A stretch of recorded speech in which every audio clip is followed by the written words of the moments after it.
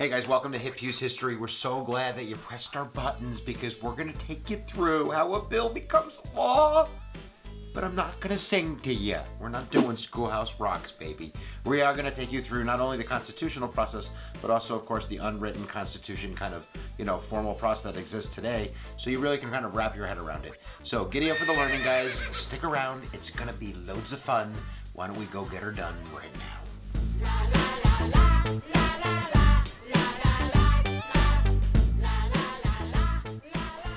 All right, now a bill can start in either the House and the Senate. The majority of them start in the House, and certainly the Constitution is clear on kind of financial or taxing powers have to start in the House of Representatives, the people's house, to keep that power of the purse close to the people. But either way, anybody can write a bill. That's stage one. Anybody can write a bill. You can write a bill. I can write a bill. Congressmen and senators and the president can write a bill. The aliens can come down and write bills. Special interest groups can write bills. Pharmaceutical companies can write bills. Anybody could write a bill, right? But only, and especially as we start now with the House, a congressman or a congresswoman can actually submit that bill. And that bill needs to be submitted in a box, and the box is called the hopper. I couldn't make that up.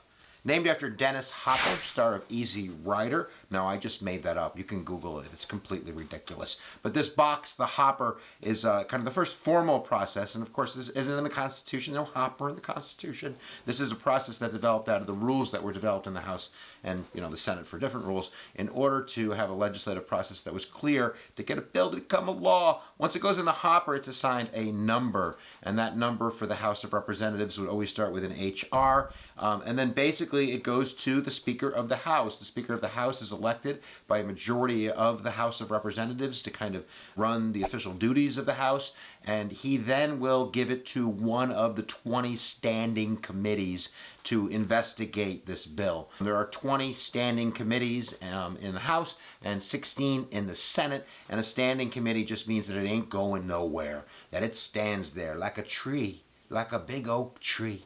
And these are standing committees as opposed to a select committee, which is just brought up for maybe an investigation like 9/11 or Benghazi or the JFK assassination or something like that. But needless to say, this is where most bills go to die. The bulk of bills, thousands and thousands, go to committee, and it's like going to a dark dungeon never to see the light of day again. Because the committee chairwoman, is really, really powerful because they're really going to set an agenda and decide what to do with your bill or with the bill that comes down to that committee. So many of them, the bulk majority of them, their table, they just put them to the side and that's the end of them. They die right there. And then, of course, they sometimes will refer them to subcommittees. They'll layer them down into a further room underneath the basement this time.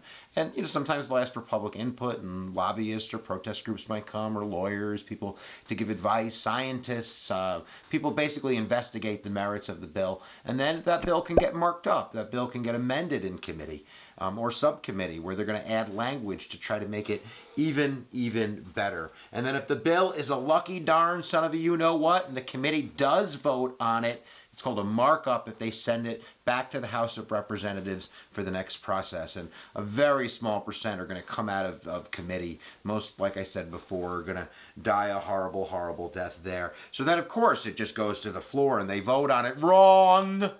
The House of Representatives has a very powerful committee. It's called the Rules Committee. That's right, children. Write that vocab down. It's called the Rules Committee.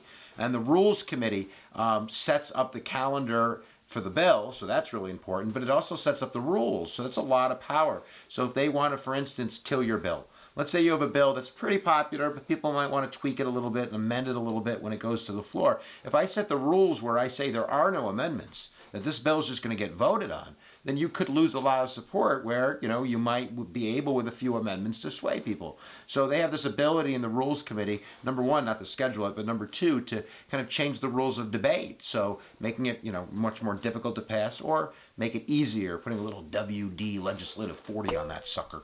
But the Rules Committee is certainly really, really important. If they do put it on the calendar and then that calendar date comes, then we have floor action. And I should say that there is a way to bypass the Rules Committee. If they get 2/3 of a vote on the floor, they can bypass the Rules Committee. But That's like, the Willy Wonka golden ticket. You ain't going to find that happening. So at this point, there's a really kind of clear set of rules in the House. You have a limited amount of time to debate. They have a lot of agenda, a lot of business. And, if they do bring it to the floor, that means that the Speaker of the House believes that it's going to pass. Most bills, if they go to the floor, generally the Speaker's got the votes because he has a whip. A whip is kind of a person that, in the old days, they'd whip them and make them vote that way.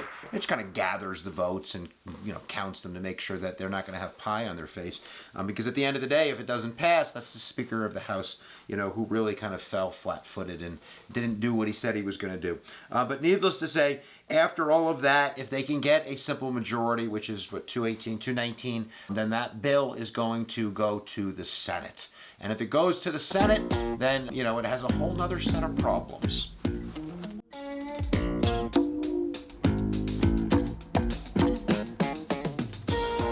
So the Senate is definitely a little bit different. First of all, the Senate Majority Leader doesn't have as much power of the Speaker of the House, and he can rush some bills, but he is going to send that bill, like in the House, to committee.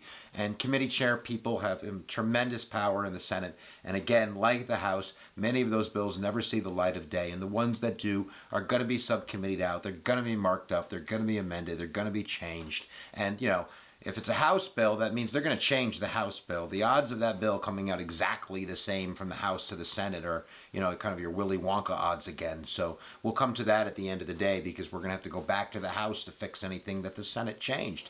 But either way, if the committee does vote on it and they do get that simple majority in the committee, then that bill is going to go up to the Senate floor. The majority leader is going to see that happen. We're going to have floor action.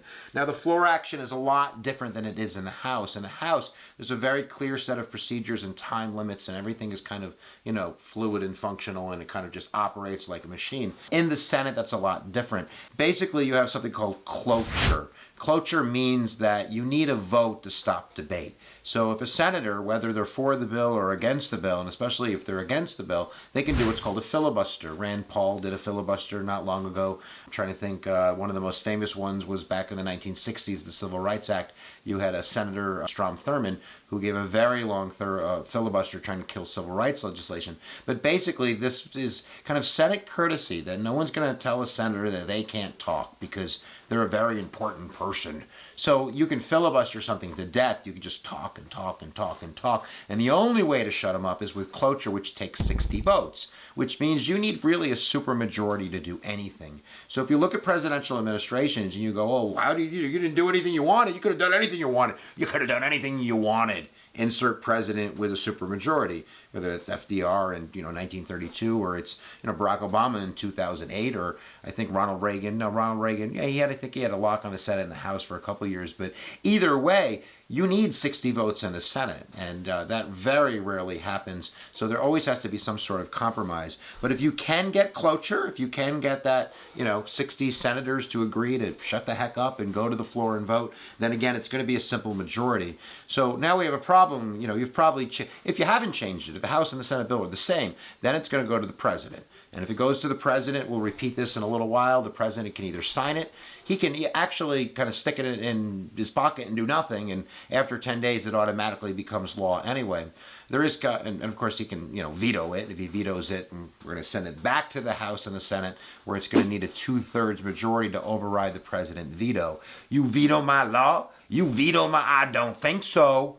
So certainly the Congress does have an ability with a supermajority, 2/3 of both houses, to override a presidential veto. But there's actually an interesting little twist in there. If Congress adjourns, it's like the end of the year, and the president hasn't signed it, he can do a pocket veto, which means after 10 days, if Congress is not in session, then it's kind of an automatic death to the bill. But again, if I go back a couple steps, because we seemingly passed a bill that was the same in the House and the Senate, we sent it right to the president.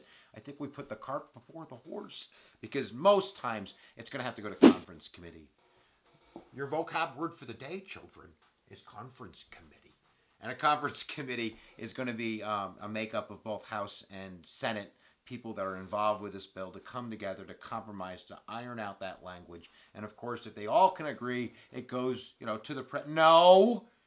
Goes back to the House and back to the Senate for a full vote where it needs that simple majority again. And then you have a bill That is exactly the same. But either way, once that bill has been passed, the same bill by the House and the Senate, it actually goes to the government printing office for the official text, the official bill, and then it's signed by the Speaker of the House, who of course is kind of the President of the House of Representatives, and then of course the President of the Senate is the Vice President, the only person with 2 feet in 2 different branches of government. He would sign it as well. And remember, we didn't mention this before, but if you have a tie in the Senate, if a bill is 50-50, the Vice President would make that tie-breaking vote, and that's happened a few times in American history. It's pretty interesting stuff right there. And then it goes to the President. And again, remember, the President's choices. He can sign it, she can sign it, they can veto it, they can pocket veto it if they know Congress is going to be adjourned, or they can do nothing and allow it to become a bill after 10 days. And of course, if it's vetoed, say it with me, what's the percentage? 2/3 of both houses to override a presidential veto. So that's basically the process. What do you think about that?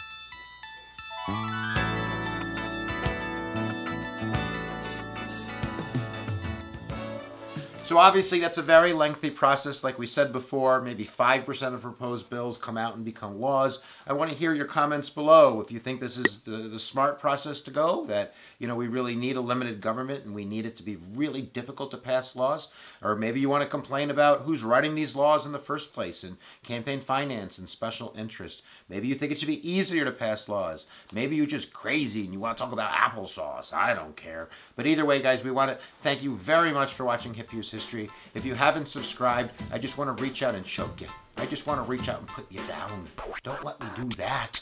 Just hit that big red button, guys. You'll zip through the internets like Johnny Flash Gordon and sign up for free Pokemon lectures. And we also want to give a couple shout outs, guys.